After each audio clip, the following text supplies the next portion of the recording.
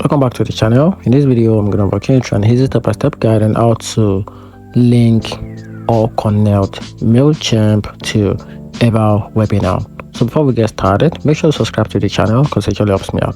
So here's a simple step-by-step guide on how to link MailChimp to EverWebinar. So the first thing to do is to log in into your EverWebinar account, then go to your dashboard, which is your webinars dashboard, then select the webinar you want to connect. Then from there, from the left menu, click integration, then find the MailChimp in the autoresponder list. Then after that, click connect, then enter your MailChimp API key. So if you can't find it, here's how you can find it.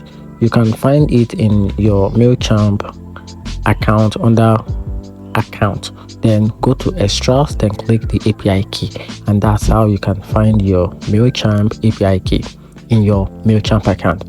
Then just the MailChimp list where you want the registrants to be added.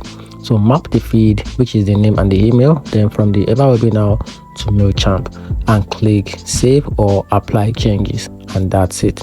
So anyone who register from your EverWebinar will now automatically be added to your MailChimp list, and that's it. Hope you find the video helpful. Turn on the notification button and subscribe for more.